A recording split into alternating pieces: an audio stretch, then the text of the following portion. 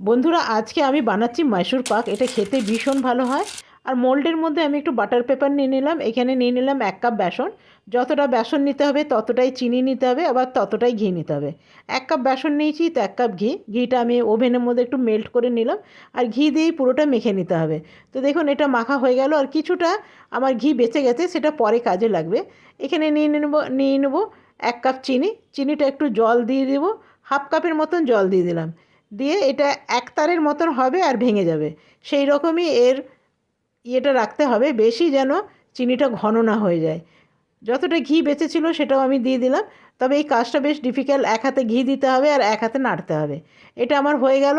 একদম ফাটাফাট এর মধ্যে ঢেলে দিতে হবে, না তো কিন্তু শক্ত হয়ে যেতে পারে। সঙ্গে সঙ্গে আমি একটু উল্টে দিলাম। এরপরে গরম থাকা অবস্থায় কিন্তু কেটে নিতে হবে, না তো কিন্তু একদম শক্ত হয়ে যাবে। আজকে আমার মাইসুর পাক একদম রেডি।